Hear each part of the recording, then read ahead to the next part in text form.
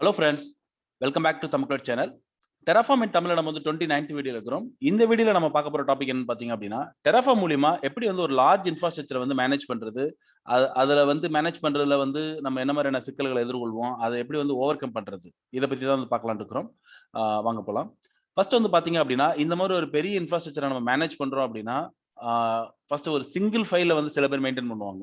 அதுல பண்ணக்கூடிய ஒரு தப்பு என்னன்னு பார்த்தீங்க அப்படின்னா, ஒரே ஒரு ஃபைல்ல ஒரு இப்போ நம்ம ஒரு லார்ஜ் என்வைரன்மென்ட்னா ஃபர்ஸ்ட் என்னன்னு பார்த்தீங்க அப்படின்னா, ஜஸ்ட் ஒரு EC2 இன்ஸ்டன்ஸ், ஒரு ஆர்டிஎஸ் இந்த மாரி இல்லாம, உங்களுக்கு வந்து பார்த்தீங்க அப்படின்னா, ஒரு 10 EC2 இன்ஸ்டன்ஸ், உங்களுக்கு ஒரு 5 ஆர்டிஎஸ், அதுக்கப்புறம் பார்த்தீங்கன்னா, செக்யூரிட்டி குரூப்பே வந்து பார்த்தீங்கன்னா, ஒரு 30, 40 செக்யூரிட்டி குரூப்ல இருந்து ரூல்ஸ் வந்து ஆட் பண்றது.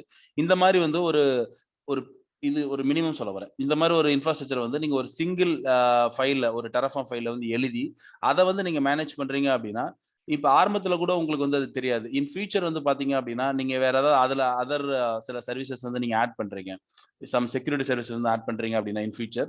அப்போ உங்களுக்கு வந்து API லிமிட்ஸ் இருக்கு இல்லைங்களா? நீங்க ஒவ்வொரு முறையும் Terraform பிளானோ அப்ளை குடுக்கும்போது பார்த்தீங்க அப்படின்னா, பேக் எண்ட்ல வந்து உங்களுக்கு வந்து Terraform ரிஃப்ரெஷ் நடக்கும். அதாவது கரண்ட்டா இருக்கக்கூடிய ரியல் இன்ஃப்ராஸ்ட்ரக்சரோட உங்களுடைய ஸ்டேட் ஃபைல வந்து கம்பேர் பண்ணி செக் பண்ணி பார்க்கும். ரிஃப்ரெஷ் கமாண்ட் மூலியமா. இப்ப அந்த இடத்துல வந்து பார்த்தீங்கன்னா, டைம் வந்து உங்களுக்கு ரொம்ப அதிகமான ஒரு டைம் வந்து உங்களுக்கு எடுத்துக்கும். அது மட்டும் இல்லாம உங்களுக்கு வந்து API லிமிட்ஸ் ஒவ்வொரு கிளவுட் புரொவைடருக்கும் பார்த்தீங்கன்னா, சம் லிமிட்ஸ் இருக்கு. API limits. அது வந்து பார்த்தீங்கன்னா, அது ரீச் ஆயிருச்சு அப்படின்னா, உங்களுக்கு வந்து என்ன ஆகும்? ரிட்டர்ன் ஆகும். எரர் வந்து ரிட்டர்ன் ஆகும் உங்களுக்கு வந்து. அப்ப இந்த மாரி 2 விதமான ஒரு இத நம்ம ஃபேஸ் பண்ற மாரி இருக்கும். ஒண்ணு வந்து பார்த்தீங்கன்னா, ஸ்லோனஸ். உங்களுக்கு வந்து ஃபியூச்சர்ல நீங்க சர்வீசஸ் ஆட் பண்ணிட்டே இருக்கிறீங்க. அத வந்து நீங்க ஒவ்வொரு முறையும் பிளானோ அப்ளை குடுக்கும்போது, உங்களுக்கு ரிஃப்ரெஷ் வந்து ரொம்ப டேக் டைம். உங்களுக்கு ரொம்ப அதிகமான நேரம் எடுத்துக்கும்.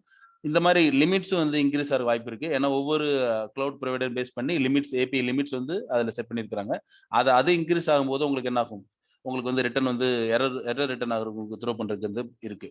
அப்ப இத எப்படி ஓவர் கம் பண்றது அப்படின்னு பார்த்தீங்கன்னா, இதுக்கான சொல்யூஷன் பார்த்தீங்க அப்படின்னா, செப்பரேட்டா நம்ம வந்து ஈச் அண்ட் இப்போ ஒவ்வொரு விதமான சர்வீசஸ் இப்போ ஒரு EC2 இன்ஸ்டன்ஸ் இருக்கு அப்படின்னா, அதுக்குன்னு செப்பரேட்டான ஒரு Terraform ஃபைல நம்ம எழுதுறது. அதே மாரி VPC-ஆ இருக்கட்டும், RDS-ஆ இருக்கட்டும், செக்யூரிட்டி குரூப்பா இருக்கட்டும், இது ஒவ்வொரு இதுக்கும் வந்து பார்த்தீங்கன்னா, செப்பரேட்டா ஒவ்வொரு டைரக்டரியில நம்ம வந்து என்ன பண்றது, ஒரு அதுக்கான Terraform ஃபைல நம்ம எழுதி, அதுக்குள்ள போயிட்டு நம்ம அதுக்கான சேஞ்சஸ் வந்து மெயின்டெயின் பண்றது. அதுக்கான Terraform உடைய சேஞ்சஸ் நம்ம பண்றோம் அப்படின்னா, பிளானோ அப்ளை குடுக்கும்போது, அதுக்குள்ள இருக்கிறது மட்டும் சர்வீசஸ் மட்டும் நமக்கு என்ன நடக்கும்? உங்களுக்கு Terraform ரிஃப்ரெஷ் நடக்கும். API லிமிட்ஸும் அதுக்குள்ள இருக்கிறது மட்டும் உங்களுக்கு API லிமிட்ஸ் வந்து உள்ள போய் உங்களுக்கு வந்து ரியல் டைம் இன்ஃப்ராஸ்ட்ரக்சரோட செக் பண்ணி பார்க்கும். அதுல இன்ஃப்ராஸ்ட்ரக்சர் வந்து சேஞ்சஸ் பண்ணும். அப்போ உங்களுக்கு வந்து அ இந்த மேல பார்த்த நம்ம அந்த 2 ப்ராப்ளத்தையும் என்ன பண்ணிக்கலாம்? நீங்க வந்துட்டு ஓவர் கம் பண்ண முடியும். இது வந்து டிஃபால்ட்டா நீங்க வந்து புதுசா ஒரு இன்ஃப்ராஸ்ட்ரக்சர Terraform மூலியமா ஸ்டார்ட் பண்றீங்க அப்படின்னா, இதன் மூலியமா நீங்க பண்ண முடியும். ஆனா ஆல்ரெடியே வந்து நம்ம என்வைரன்மென்ட்ல வந்து ஆல்ரெடி வந்து ஒரு சிங்கிள் ஃபைல் எழுதிட்டாங்க. இன்ஃப்ராஸ்ட்ரக்சர வந்து ஒரே ஒரு சிங்கிள் ஃபைல்ல இந்த மாரி எழுதிட்டாங்க அப்படின்னா, அத எப்படி ஓவர் கம் பண்றது? அத எப்படி நம்ம வந்து தவிர்க்கலாம்? அதாவது இந்த ஸ்லோனஸ் அல்ல API லிமிட்ஸ் வந்து எப்படி தவிர்க்கலாம் அப்படின்னு பார்த்தீங்க அப்படின்னா, அதுக்கு ஒரு 2 விதமான மெத்தட் இருக்கு. ஒண்ணு வந்து பார்த்தீங்க அப்படின்னா, நீங்க Terraform பிளானோ அப்ளை குடுக்கும்போது, இந்த மாரி ஹைஃபன் டார்கெட் அப்படின்னு குடுத்து, அதுல வந்து உங்களுடைய ரிசோர்ஸ் பர்ட்டிகுலர் இப்ப S3ல மட்டும் நீங்க வந்து ஒரு சேஞ்சஸ் பண்றீங்க. ஒரு பிளான் செக் பண்ணி பார்க்கணும் அப்படின்னா, அத மட்டும் குடுக்குறது. அந்த மாரி ஸ்பெசிஃபிக்கான ஒரு ரிசோர்ஸ்க்கான டார்கெட்ட நீங்க மென்ஷன் பண்ணி குடுக்குறப்ப, உங்களுக்கு மத்த எந்த ரிசோர்ஸும் என்ன பண்ணாது? உங்களுக்கு வந்து ரிஃப்ரெஷ் நடக்காது. உங்களுக்கு வந்து API லிமிட்ஸோ இல்ல ரிஃப்ரெஷோ நடக்காது. இதுவே வந்து பார்த்தீங்கன்னா, ரொம்ப ரேர் கேஸ்ல தான் பண்ணணும். நீங்க இந்த கமாண்ட இம்ப்ளிமெண்ட் பண்ணும்போதே பார்த்தீங்க அப்டின்னா, Terraformல இருந்து உங்களுக்கு மெசேஜ் வரும். இது வந்து ரொம்ப ஆ ஃப்ரீக்வென்ட்டா பண்ணக்கூடாது. ரொம்ப ரேர் கேஸ்ல தான் பண்ணணும் அப்டின்னு சொல்லி உங்களுக்கு வரும். அதே மாரி இன்னொரு மெத்தட் வந்து பார்த்தீங்கன்னா, இந்த ரிஃப்ரெஷே வந்து ஃபால்ஸ். அந்த ரிஃப்ரெஷே வந்து நீங்க தவிர்த்துறது.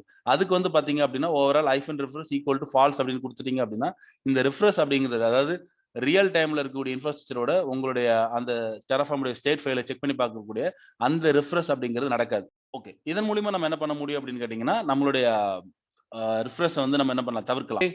நாம இன்னைக்கு பார்த்த Terraform டாபிக் உங்களுக்கு ரொம்ப யூஸ்ஃபுல்லா இருக்கும்னு நெனைக்கிறேன். கண்டிப்பா நம்ம இன்னொரு Terraformக்கான டாபிக்ல வந்து பார்க்கலாம். Thank you. பாய்.